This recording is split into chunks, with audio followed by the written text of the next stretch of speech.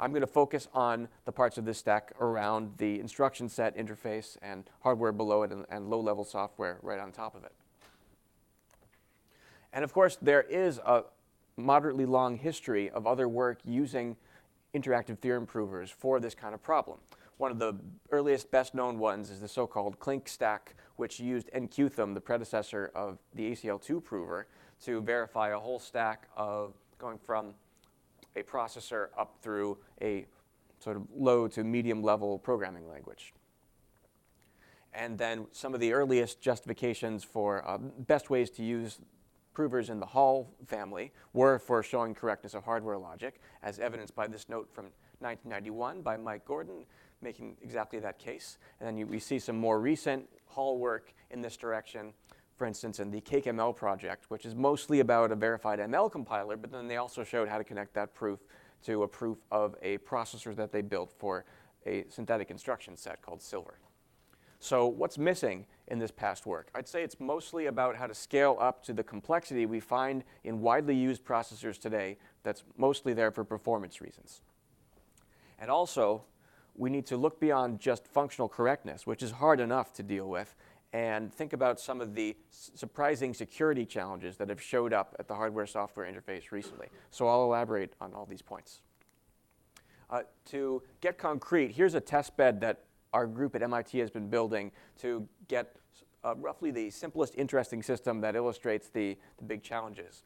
This is our verified Internet of Things light bulb, and this is the Ethernet card. This is a power strip with a light bulb plugged into it and another wire going over here into an FPGA running the processor and software stack that we've implemented and proved inside of Coq. So when a packet comes in through the Ethernet card, it gets conveyed on these blue wires here. The processor on the FPGA makes a decision about whether that's a legit packet, understands whether it's saying light bulb off or light bulb on. And if it says light bulb on, it turns on the red wire, and the light bulb turns on. And there's another packet you can receive that turns it off. So we want to prove basically everything inside this rectangle down here, viewed as a unit, is functionally correct. So to do that, we have this black box of the digital parts of our system. It has a number of input and output pins connected to it. And we can consider all traces that this system could generate. Trace is just a sequence of bit vectors recording the 1 or 0 values on the wires. Some of these are input pins. Those are controlled by the environment. We have to be ready for whatever we see on them. Some of them are output pins, where we get to dictate exactly what their values should be as a function of everything we saw previously on the input pins.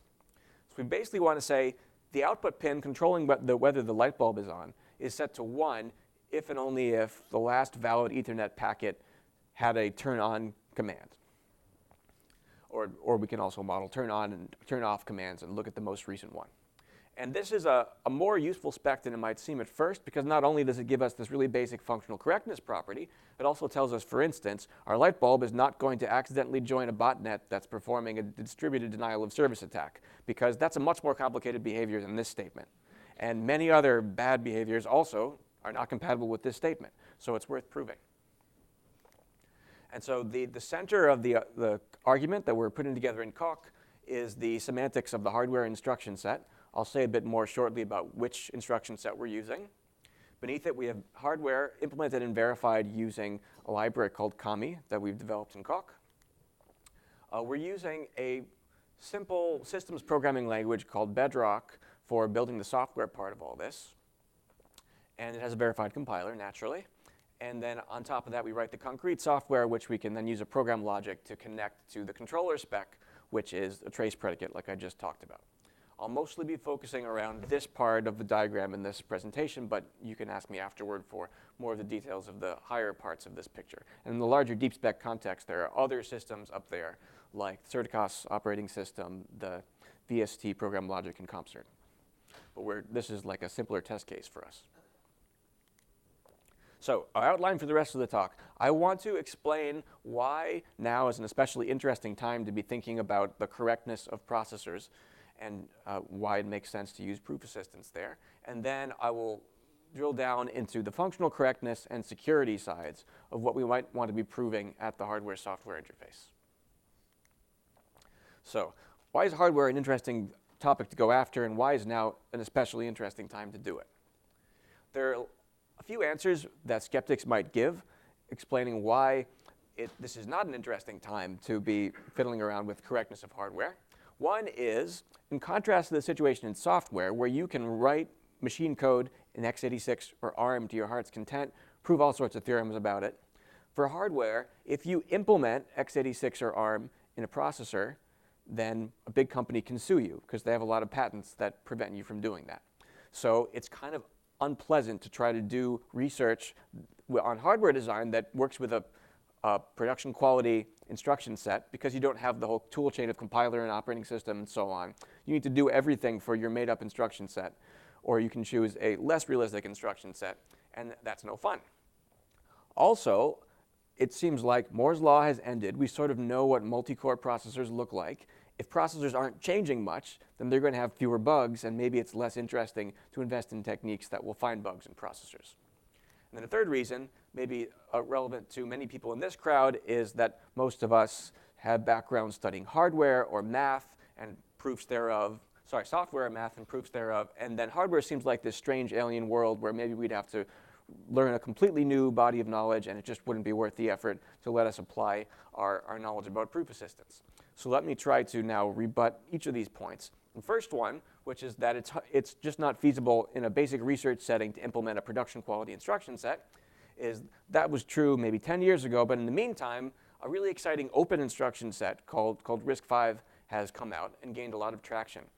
It's not controlled by a company, it's controlled by a nonprofit foundation where many companies and many academic institutions belong and work together to decide the definition of this instruction set and to build out the associated software ecosystem.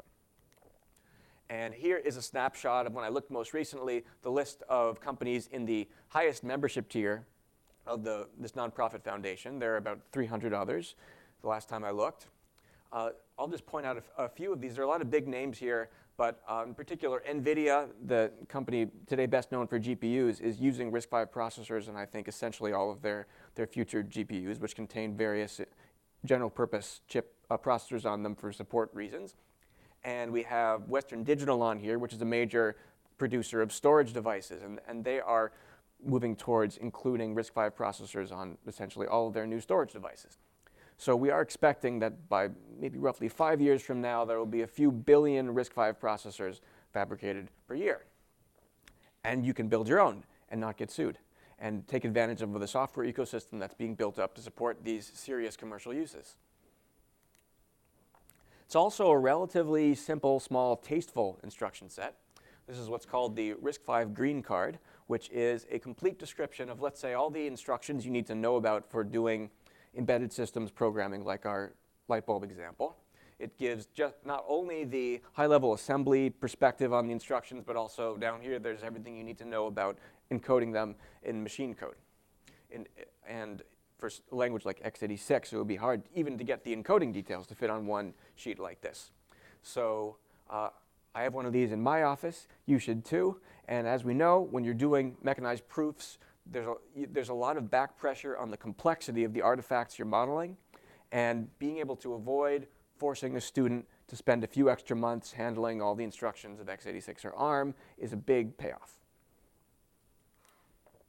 And this is an evolving standard. It's still possible for anyone in this room to volunteer to get involved in one of these committees that decide on various aspects of the RISC-V instruction set and the surrounding ecosystem. In particular, there's a committee that I participated on, maybe other people in this room, I'm trying to remember, to think about the official formal semantics of RISC-V. This is an idea blessed from the top of the organization. Everyone agrees it's a good idea to have a formal semantics that is the normative idea of what it means to correctly implement this instruction set. With everyone able to build their own processors, it's important to avoid fragmentation, so this community particularly cares about that kind of issue. So currently, there's an official formal semantics developed in the SAIL DSL from Cambridge. So the consequence of all this is that there are a lot of very practical industry types who are very interested in working together to think about what a good instruction set should look like, and including what is an effective kind of formal semantics and what someone might do with it, which is quite unusual compared to how things looked in this space even just 5 years ago. So what exactly is a spec in this context? In the RISC-V Foundation, you can talk to a lot of people who don't have a clear idea of what a formal spec means. I like to say it's basically a tasteful implementation of some kind of interface. I can tell you what it's not. If it's a program that's more complicated because of optimizations you've put into it, sort of like a simulator that you've tried to make run quickly for your instruction set, that's not a spec. We want it to be a program that's simple because it only is designed to convey behavior and not to be fast itself. So for instance, the canonical simulator of the RISC-V instruction set written in C doesn't count because it's too hard to think about that C program informally and even harder to fit it into some sort of formal reasoning framework. And also, you need to be flexible in a formal spec in a way you might not be in a simulator. You need to allow all the different choices for design decisions that informally we want to leave open to implementers. Just one deterministic execution function doesn't cut it for this kind of standard. That's another reason that the RISC-V simulator doesn't count. So we've been developing our own formal specification at MIT under the theory that one doesn't actually need a domain-specific language to make it productive to develop ISA specs. We're actually using a carefully chosen subset of Haskell that we hope is relatively readable to a broad technical audience, and we use translators into other formats to connect to various formal methods, tools, testing frameworks, even automatically synthesizing really brain-dead hardware directly from the specification. And so on the top here is an example of the spec for the load word instruction, and down here is an instruction to return from a system call. And both these are pretty reasonable to read. I've underlined up top some operations whose exact meanings we don't specify. Rather, they are methods in a type class that we quantify over in this specification, and you can instantiate that type class in different ways to get different twists on this semantics while still reusing the core definitions of the instructions. So we can plug in those operations in different ways. One is to use the simplest interpretations for single core execution, where operations on registers in memory are just accessing arrays. Another instantiation that we plan to explore but haven't gotten to yet is plugging in alternative meanings for the memory operations so we connect to some sort of axiomatic memory model and are able to handle multi-core with weak memory. Another one that we have already implemented is support for what's called memory mapped I/O, where some memory addresses by convention stand for interacting with particular devices that your processor is connected to. So we can just redefine the operations that access memory so that they check whether the addresses we're touching are special, and if so, they access a log of I/O operations instead of doing the usual things on an array. And this is what we rely on for our light bulb demo for talking to the light bulb and the Ethernet card.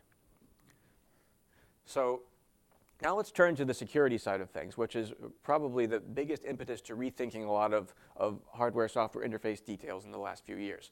So probably most of you have heard of these attacks called Spectre and Meltdown, which surprisingly apply to almost all of the kind of CPUs we'd have in our laptops, desktops, and servers. And they arise because of surprising interactions of optimizations that we'd come to take for granted. And because these attacks popped out, suddenly a lot more people are thinking about what should the contract between the processor and the software really be. We thought we understood it, but then this surprise came out, so let's think harder. So let me give a quick summary of how a Spectre attack works so we can see what the main kinds of considerations are here. A modern processor works really hard to be able to do a lot of work at once for performance reasons, and to do that, it needs to make guesses about the way control flow will go. And for that, it calls a branch predictor to make these guesses. And then sometimes the branch predictor is wrong because it's just using heuristics. And then we explore a path of control flow that turns out to be wrong. But as we go through that path, we're touching a shared cache of memory contents and potentially moving new bits of data into positions in that cache. Eventually, we realize that this is not the correct execution path. The branch predictor predicts again and gets it right, so we can go down the correct path of execution, have other side effects on the cache over here. But the funny thing is, some side effects of the incorrect execution path are still there afterward. And if we imagine another processor shares this cache with us, it can actually indirectly figure out the contents of the cache and therefore figure out what happened in this imaginary path by measuring the timing of its own operations that it knows will touch the same cache locations that our code touches. So this is a really counterintuitive phenomenon that you wouldn't see in even a traditional instruction set specification of the kind that had been published at POPL and PLDI. But it can have serious security consequences, say in some sort of cloud computing setting where you have mutually distrusting processes that might actually be sharing one of these caches on one machine. And we might wonder whether this just tells us we should stop doing that kind of speculation. It's not worth it from a security standpoint. And here I'm citing some evidence from colleagues at MIT showing that it's probably not going to fly to just stop doing that kind of speculative execution. They took a RISC-V processor that they developed themselves at MIT, which they can do without being sued, which is super cool, and disabled the speculation. And on the spec benchmarks they were running against, they saw several 100% overhead. And so industry just is not going to buy this. We need to find a way of giving good security guarantees without giving up the optimizations that we're used to. There are a number of software-level workarounds that have been proposed in the immediate aftermath of these attacks being released. I just want to talk about two of them here. So it turns out that it used to be the case in Linux that the address space in virtual memory of a user process also had kernel memory mapped into it, but the page table was set up so that this process wasn't allowed to touch that memory. And then when the user code traps into the kernel, a bit flips that says, hey, now this is supervisor code, and without changing the page tables, you're allowed to touch that memory, which saves on some overhead of switching page tables around. But with the Spectre and Meltdown attacks, it turns out that the processor might speculate past the check on whether you're the kernel or not and make the wrong choice and then let you start changing kernel memory as user code. And they couldn't figure out, at least without waiting for hardware changes, couldn't figure out a way around this. So they just disabled this optimization. Now you have to pay the costs of rearranging page tables when you switch between user and kernel. There's another fun workaround suggested, a gadget called a retpoline, which is basically a trick to turn off speculation in processors that were written without anyone thinking in advance. We're going to need a way to turn off speculation. And so you can take something like an indirect jump that looks up in a register and then goes to that code address and rewrite it like this in a funny kind of way where your jump is set up as a function call to a special address here. And then at that address, you overwrite the return pointer with the value of the register that says where you really want to go, and then you return. Why does this work? It's because basically you've obfuscated your code so much that the processor gives up on trying to speculate. And instead, it just assumes that the naive branch predictor thinks whenever you run a call, of course you're going to return to the location right afterward. Well, here we put an actually unreachable infinite loop right afterwards. So when the processor in speculative mode gets to this point, it safely waits around looping and doing nothing. So this is a pretty kludgy solution. We should be able to do better by seriously rethinking what the processor should be promising to the software. And we'd also like to be able to prove that whatever it promises is actually enough to get the kinds of security guarantees that people want. So the presence of these kinds of surprising challenges has gotten a lot of people in the computer architecture world and elsewhere, compilers world, thinking about what this formal interface should be like and actually recognizing the value of formalism because of the surprise that arose when we had a wishy-washy idea about what's really being guaranteed at this interface. All right, so now let me say a bit more about what it's like to develop hardware implementations and especially try to convince you it's not very scary from a software programmer's perspective. I think of it as just another kind of programming language. If you get into analog designs, that's a whole other story. But if you're building digital processors, it's just another kind of programming. And to illustrate, I will take the standard example that we use in undergraduate classes to explain why concurrent programming is not trivial, which is, let's say we have a function that's supposed to transfer some amount of money between two bank accounts, which are two different cells of an array. And if this code is running interleaved with other code, we can get all sorts of funny bugs. So typically, we take software code like this and compile it to a sequential instruction stream. And then we load that stream onto several processors, each of which internally, and ironically, is working hard to try to reverse engineer this process and reconstruct some of the high-level data flow of the program, because that helps it optimize better. So there's really some wasted work here. And if we could just change the way those CPUs work, we might be able to give them better instructions that are closer to what they really want to know.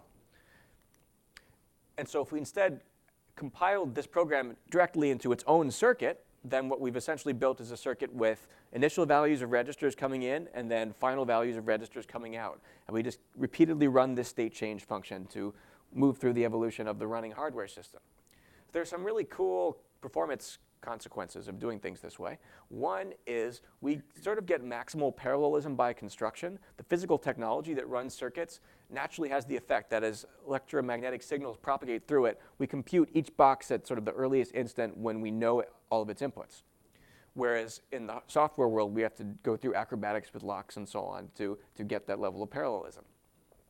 And also, it's basically free to always read registers at their values that held at the beginning of execution. So we don't need to worry about race conditions where I read accounts from and then someone else changed it before I get to the line that changes accounts from. It's very easy to avoid those kinds of situations in hardware. We still do need to think about concurrency at the level of what happens through multiple iterations of this state change function. But we sort of get to choose the granularity of concurrency that we're reasoning at. And also, I think it's widely known that we don't get to work with infinite data types in hardware. Everything needs to be a bit string of a known width. And we need to represent all of our control flow in a fixed two-dimensional space. So there really are high costs of the details of the control structure of your code. It's not like in software where you can get pretty complicated in control flow and not face many serious costs. So hardware engineers work really hard to keep down the area of a system by basically trying to limit both the sizes of the data types and the number of gates that go into the circuit that you build. So opening up the freedom to tinker with hardware designs and use proof of their correctness as a tool to be more confident about that helps us question some of the abstractions that we're used to from a software perspective. So think about the way we usually expect concurrency to look, where we have threads and shared memory.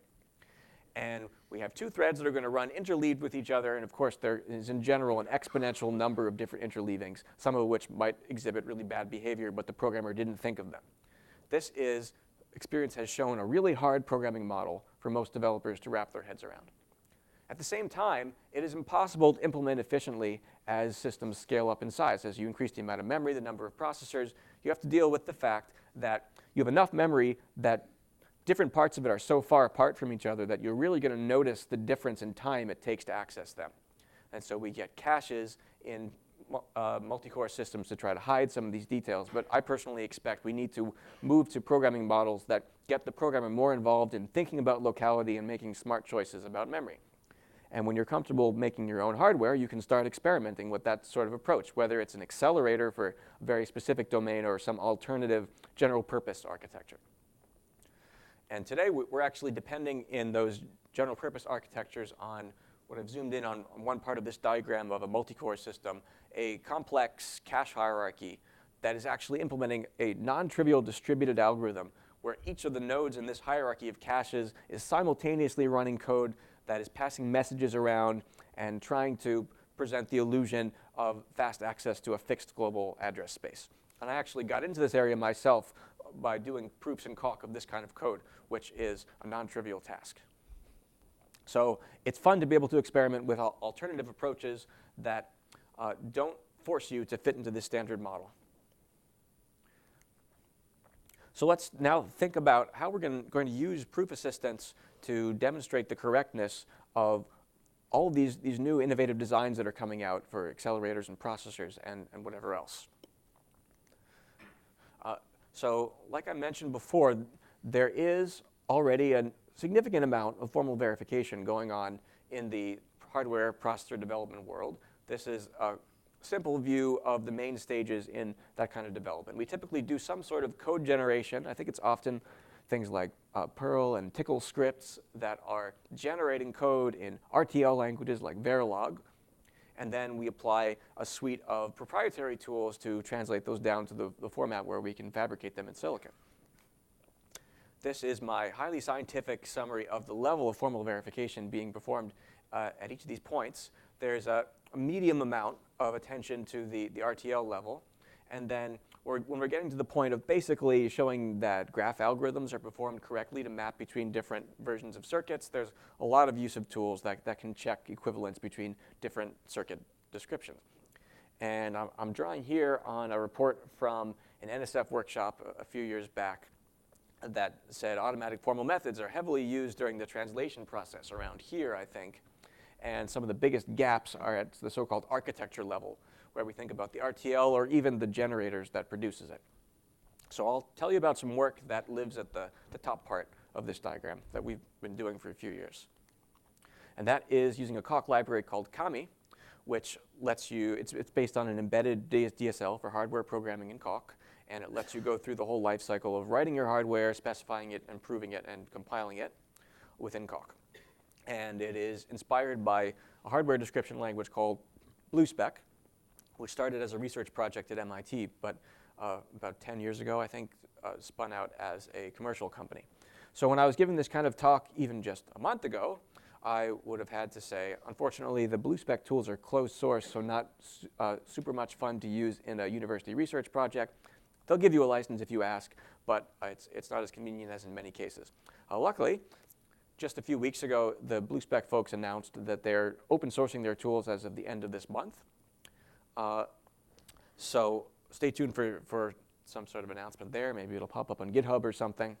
And I want to tell you why Bluespec is a very appealing hardware description language from a modular verification perspective, and why we chose it for our project.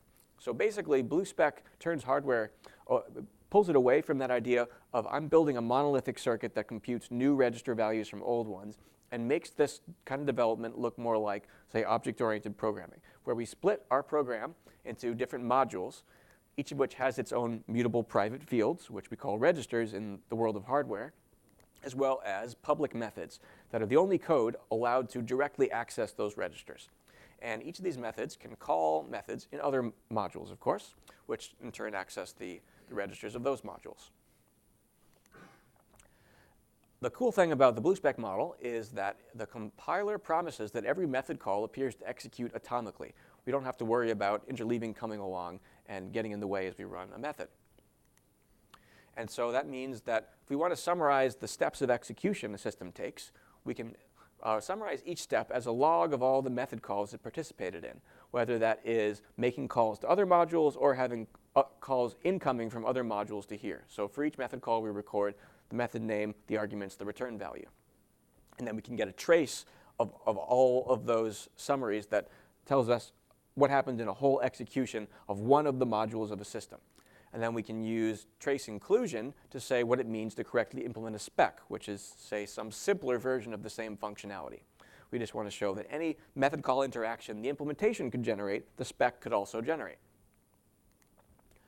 And then there are some essentially special methods that take no arguments that we call rules. And the basic execution of a Bluespec design is repeatedly picking a rule and running it with the guarantee that it appears to execute atomically. So a good example of that sort of abstraction paying off is in a simple pipeline system.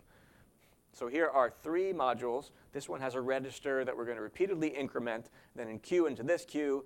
The next stage pulls out of there, pushes into the next one. The final stage pulls out, computes, and then writes the result to some output wire. With the Bluespec semantics, we can prove properties of how the system works by induction over the number of rules that execute. And we only have to consider one pipeline stage at a time. We don't have to directly deal with the concurrency of pipeline stages running simultaneously. So we get a nice induction principle for establishing invariance. At the same time, the Bluespec compiler does static analysis to look at our rules and decide on a strategy for running as many of them in parallel as possible. And then we get the upside of good performance while maintaining modular reasoning principles that we can use in our functional correctness proofs. So we can apply a process calculus view of this kind of language where we have a small step semantics where when we move from one state to another, we just remember the sequence of method calls that happened in that transition. And then we can define refinement in terms of trace inclusion that shows that any multi-step on the left that generated a bunch of logs can be matched by a multi-step on the right that generates the same log. And this gives us the usual modular reasoning benefits of process calculus. So when we compose objects together, method calls from one object to another become hidden private details, and they no longer need to be mentioned in the spec. So we can hide exactly how we've decomposed some top-level functionality into a tree of modules. So at the moment, module M here has taken a step that involves sending a method call to method K. But then I link with another module that implements K, and suddenly that detail is private. It doesn't need to be exposed in the top-level trace that we're generating. And so, for instance, if I'm implementing a processor and I add a new cache in a separate module, I can hide all the traffic between the processor and the cache when I'm arguing that the processor implements some higher-level specification. And in process calculus, this winds up looking like a labeled transition system where when we have two modules that have complementary labels, say one of them is making a method call, the other is receiving and serving that method call, those two labels cancel out, and then the parallel composition of those modules can take a step that is a silent step. It doesn't need to reveal that this particular method was involved. And then on top of this operational semantics, we can justify the usual kind of composition law here that says when we have refinement for two modules, we can push that inside a parallel composition, and it continues to hold. And this basically justifies rewriting deep within a hierarchy of modules to replace one module with another one that has been proved to be a refinement of it without having to know anything about the details of the other modules that we passed as we recursed down into the structure of the place where we chose to rewrite. So using that approach, we can start with some sort of monolithic specification, for instance, of a traditional multi-core system with sequential consistency. And then we can justify refining that into a processor and a memory that communicate with each other via method calls. And then we can focus in on just the processor and refine that into a fancy, more optimized processor through basically a sub-derivation where now we need to start with the processor and get that to be the fancy one.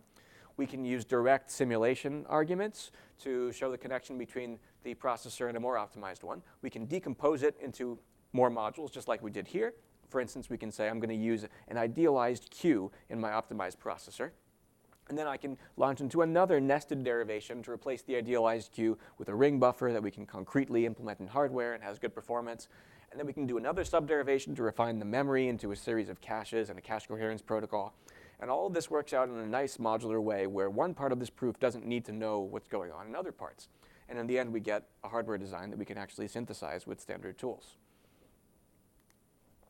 So the main theorem we have for our case study here is that, well, it applies to not just one processor system, but an infinite family parameterized over how many cores there are and how big the caches are.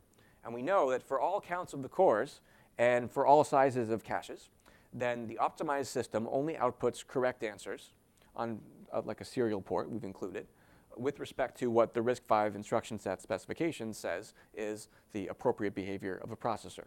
So all the details of caches and pipelines are encapsulated properly inside this proof. And then we can push this further and go beyond just modular decomposition of the hardware proof effort and connect that to a larger proof effort that covers software as well.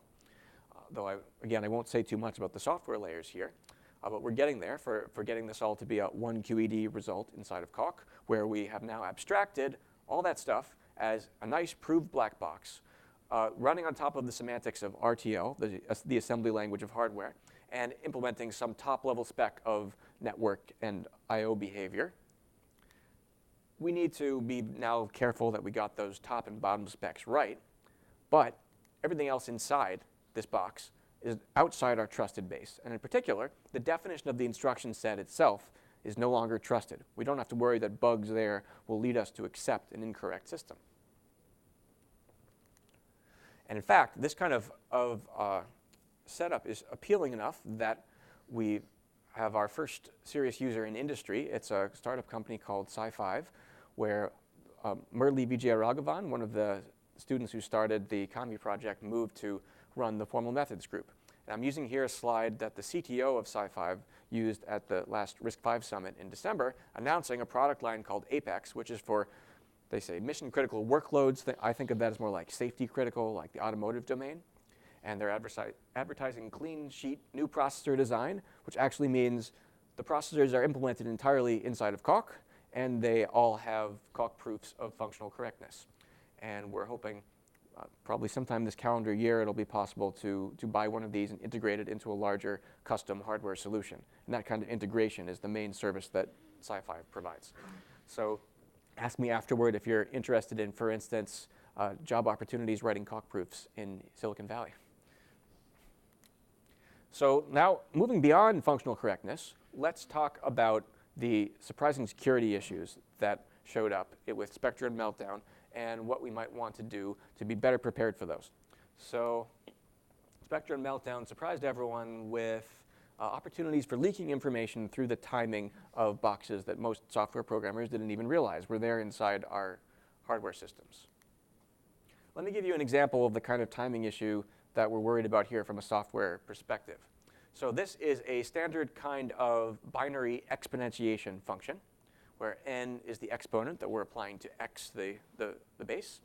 And it just goes through a loop considering all the bits in the exponent. And whenever a 1 bit appears, we run some multiplication. It's kind of obvious here that the end-to-end running time of this function reveals something about your exponent. The more 1 bits in the exponent, the longer it takes. So many software programmers would realize that and think, I better be careful if someone can observe how long this takes to run. But more perniciously, if we look at this conditional statement here that might run a multiplication, whether or not that runs influences whether the code in the body of the if is in the instruction cache. And that means that while your power routine is running, another processor on the same machine that shares the instruction cache might be able to figure out what's going on in your power routine by trying to access this code itself and seeing how long it takes. If it takes a long time, then probably the power routine hasn't gotten here recently. And if it's quick, then the power routine got there recently. And this is a little bit of a simplified example. This might not literally work as an attack, but the idea is there are these counterintuitive information channels through timing that you get when you have multiple processors sharing caches, as most multi-core chips today do indeed support.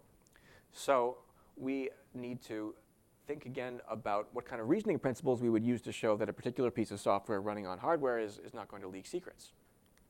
So we might rewrite this like follows to avoid those if statements in our code, and we use coding patterns that we expect our compiler knows how to compile to special conditional arithmetic instructions, and then we would like to check that the hardware truly implements those in a way where their time is independent of the secret values that are flowing into them.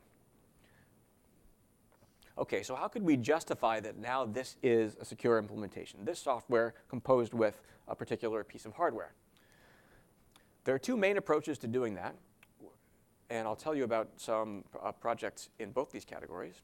The first one is common in the cryptographic domain, where we have a very elite set of programmers who we can actually ask to follow software coding guidelines. Try doing that to the average PHP web developer. But in crypto, you can say, here are some rules about what makes code secure from a timing perspective. If you follow these, the hardware won't wreck your security guarantees. Another approach is to just try to get more serious about the idea of process isolation that we expect from operating systems and do it in a better way that actually provides timing isolation, not just other process won't write on my memory isolation. And one of the best known approaches to that uses new hardware support is called Enclaves. So ideally, we'd have some common framework that lets us prove the security of both of these approaches done right. What we'd like to know is that no matter how we change the secret inputs to a program, then the trace of interactions it has with the world still includes events happening at exactly the same times. Maybe they have different bit values associated with them, but the timing part is the same. And one of the challenges to make this sort of reasoning scale in a proof assistant or elsewhere is that we'd like to decompose this kind of obligation across many parts of a complex system stack so that we can focus in on an appropriate security condition for each piece instead of having to write one invariant that covers the state of all the hardware and software and do a big complex interwoven proof. So let me tell you about the way that we decompose this for a simple embedded class processor to show that cryptographic code is running without leaking secrets through timing. First, here's a restatement of the guarantee for the whole system. I've written out a bunch of little clocks to stand for different clock cycles, the natural unit of time in running this kind of system. And each clock cycle, we record whether an input, an output, or nothing happened. And we record, say, what little value was sent on a serial port if there was an input or output. Now imagine I come along and censor the actual scalar values that are in the inputs or outputs. And then our adversary gets to choose a new input sequence that will replace the inputs in the original system. There must exist a run of the system that still gets all the way through with that input sequence. There might be new output values, but if I then censor all the scalars, I have the same picture as I started with. This is like a non-interference style perspective on this sort of security guarantee. So we can generalize this kind of picture to apply to particular components within our system. For instance, the software program, we can think of as generating a sequence not just of inputs and outputs on the serial port, but also memory read and write operations using particular pointers. Here, I'm going to censor just the scalar values and keep the pointer values exposed, because the exact addresses we touch can have big effects on timing, thanks to caches and other elements like that. But I'd like to verify the software without knowing the details of how caching works. So I'll just say, I want this kind of diagram to apply where my censorship only hides scalar values, but when I change the inputs, the pointers need to stay the same. And that actually counts for both data pointers and instruction pointers, which covers the case of branches that depend on secrets. So this is actually the constant time property that's already the standard among cryptographic implementers. And then the processor is essentially the same picture, except we're going to prove that the hardware obeys this property, assuming that the software we've loaded on it obeys this property. And then the memory system is applying the same kind of censorship, which effectively forces us to prove the memory system treats data values opaquely, though it's allowed to have arbitrary timing consequences from the pointer values that we pass to it. So given this kind of decomposition, we can analyze each of these three pieces at the bottom separately and compose the results into a system-level theorem about lack of influence of secrets on timing. So then we can work hard to prove the hardware correct in the style that people in this room are used to for software. And then instead of requiring that kind of effort at the software level with a program logic or something, what we did instead is we wrote and proved sound, a static analysis that runs directly on machine code, which uses symbolic execution to push through all the control flow and check that secret inputs never influence control flow and never influence which memory address you touch. And because the constant time property from the crypto world is so limiting, a pretty straightforward symbolic execution is able to do this job for us. So for instance, we applied that symbolic execution to this code, intentionally too small for you to read, but I'll take my word for it. This is normal kind of C code for Salsa 20, a really important cipher on the internet these days. And we compiled it with the standard RISC-V GCC, and it was able to pass our proved symbolic execution. So then we can plug that result into this theorem, proved for a really simple processor, probably even simpler than you'd expect if I said it runs in an embedded system, but it does execute RISC-V code. And we show that for any machine code image that passes the static analysis, and for any execution of that code on our particular approved processor, when we change the secret inputs, we get the same output timings. So let me now go back to this slide that I showed before, except now I've underlined parts of it. I said the Bluespec hardware description language is super fun to use because it lets you get the compiler to do some of the concurrency work for you. It finds parallelism to extract performance. The problem with that is the Bluespec compiler, as I've underlined here, chooses a schedule that controls the order that the rules in your program run in. The compiler finds ways to create parallelism. If the compiler is making these decisions that have a big impact on timing, how do we know the timing of our design? And if timing is really critical for security properties, how are we going to prove security when there's a magic oracle making security relevant decisions for us? That is definitely an issue. So to illustrate this, imagine we have a daemonic scheduler, the hardware circuit that Bluespec produces that chooses rule order. Imagine it looks at the secret registers of this module and sees, OK, I see value 101 over there. Coincidentally, I'm going to choose to run the rules over here in order 010. I even obfuscated the secret by flipping all the bits. And now the compiler is complicit in revealing secret information in a way that wasn't there originally in our hardware design. So this is a real consideration in this domain. So what we decided to do is develop a new calc library called Koika, which is a lot like our Kami library for Bluespec-style hardware verification. It's still based on the Bluespec approach. But the additional benefits are it allows you to prove timing properties of designs, including for security reasons. And it has a compiler that runs entirely inside of calc and has a calc proof of correctness. So what we do is we ask the developer to solve the scheduling problem explicitly. You could still use a static analysis to build this schedule, but you have the option of writing it yourself. It's basically a decision tree that says, OK, try running this rule. If it worked, go left. If it didn't work, go right. When doesn't it work? It doesn't work when a dynamic analysis that is instrumented into the final compiled hardware circuit realizes that we would observe a concurrency anomaly if we ran the rule that's being suggested, when this would be inconsistent with serial execution of the rules that are provided. And we came up with a scheme that's able to detect that dynamically in a decently straightforward way. So because of that, because the compiler is always able to ignore a request for a rule when it can show that running that rule would break concurrency semantics, if you choose a bad schedule, you might get bad performance, but you can never break functional correctness by choosing a bad schedule. And we have an operational semantics that reveals on a cycle-by-cycle basis exactly which rules are going to run simultaneously by consulting this dynamic analysis at the level of the operational semantics. So this gives us the old view from Bluespec that we have one rule at a time execution where there's some non-deterministic order of running all the rules your program provided. With this new perspective where through an explicit schedule we say exactly which rules are going to run simultaneously on each step of execution. And so we want to stick on this left side to prove the traditional functional correctness stuff, but work on the right side when we need to deal with timing security properties. And we proved some meta-theorems that help connect these two worlds to allow us to do that kind of jumping back and forth. The first theorem, called the one rule at a time theorem, is that any concurrent execution arrives at a final state that you could also reach with some serial execution of rules. So concurrency isn't actually changing the functional correctness behavior of your design. And the second theorem just shows that a compiler I won't say much about that takes one of these designs and turns it into an RTL level circuit is correct and actually preserves the cycle-by-cycle timing behavior.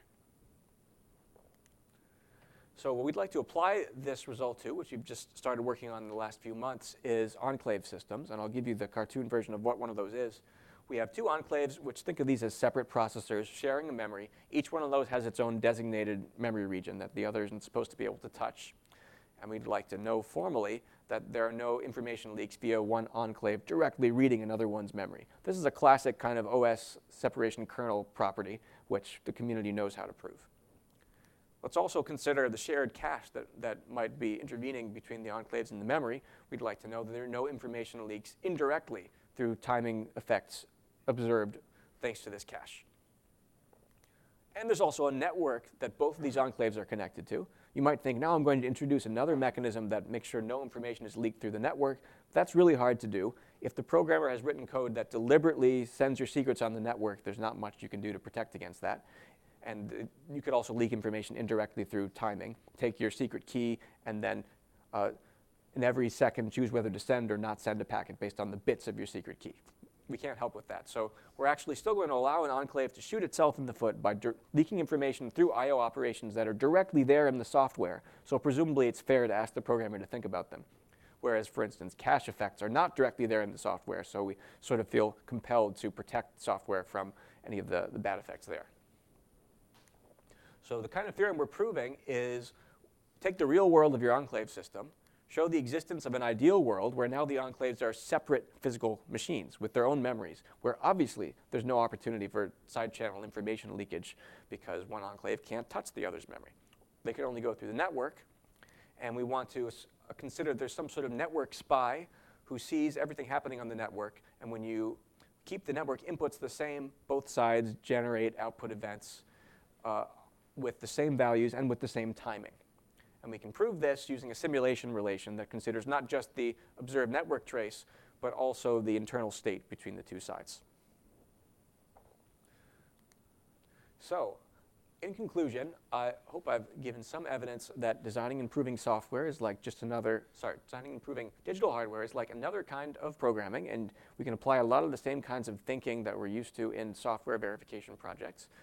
And there are a lot of reasons that people in the architecture world and other industry-focused areas are realizing that they're going to need to make some big but non-obvious changes in hardware designs and in the hardware-software contract, and they could use help from formalism for making sure they did it right. And in solving those problems, there are a lot of the same challenges that people in this room are used to, from designing clever tactic libraries for automating simulation proofs in hardware designs to coming up with new modular program logic style reasoning systems that can also apply to software, hardware, or systems that combine both of them together. And that's it. Thank you.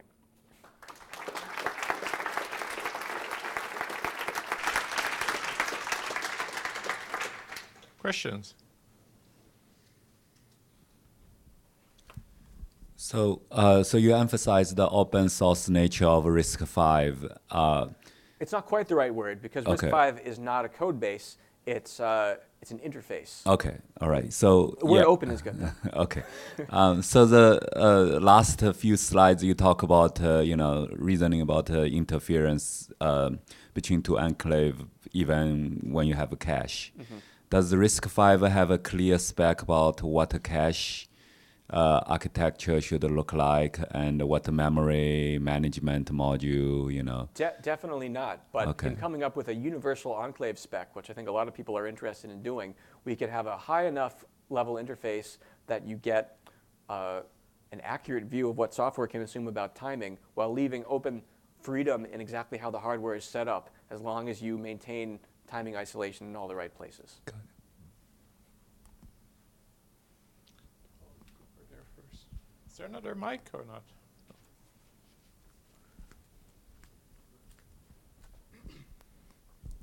Thanks. Intuitively, it seems that the cache and any parallelism you bring into effect would have bearing on the timing. Can you say more about how you're able to maintain these timing guarantees in spite of those and the bearing they have on runtime performance?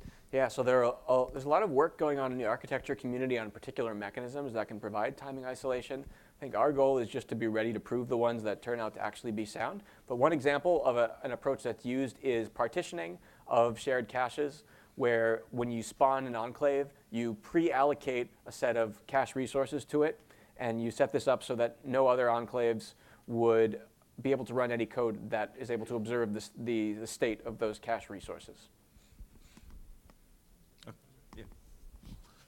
Over there and then.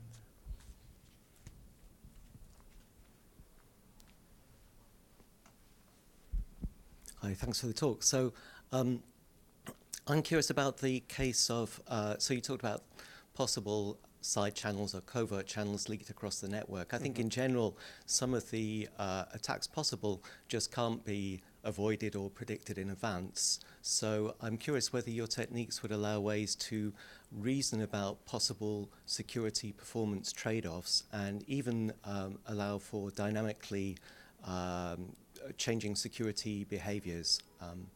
Is that something you've thought about at all? That sounds like a higher level kind of software framework that helps you trade off between running faster and taking and keeping secrets. I think of the kind of results I'm talking about here as almost like providing the memory safety beneath that kind of implementation. To use an analogy, we expect to be able to write interesting code in high-level languages that maintains its security thanks to memory safety underneath. And the kind of hardware I'm talking about here gives you the foundation to close the really egregious information leaks. And then you'll need other techniques at the software level. And I don't think the community knows yet what those are. Thanks. Go.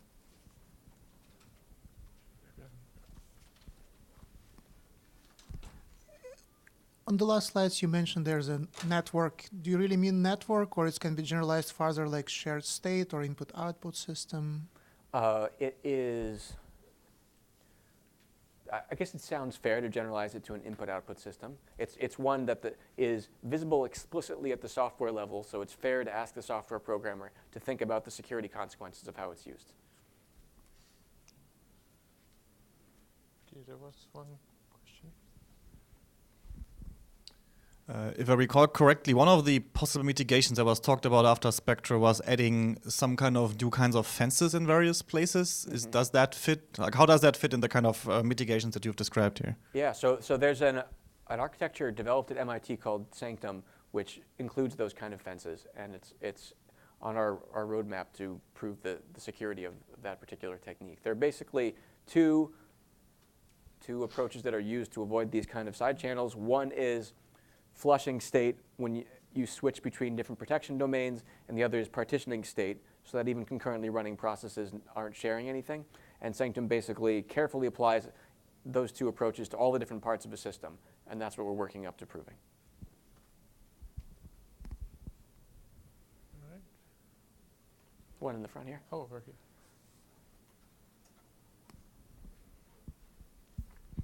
So about the methodology, like to generate the circuit from a high-level specification, how does that compare with respect to performances of the traditional techniques used in the industry?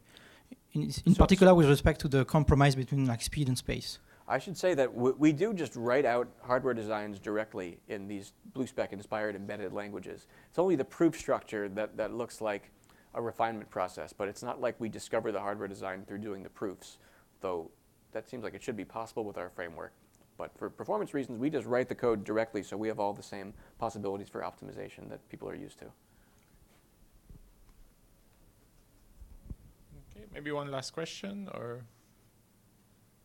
are we good? You have one, or?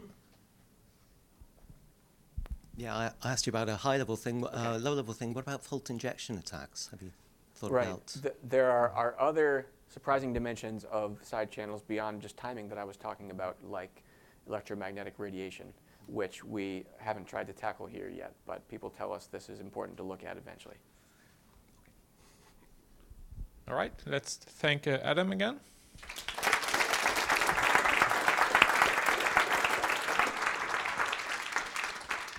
So we start again at 10:30, I think, right? Yeah.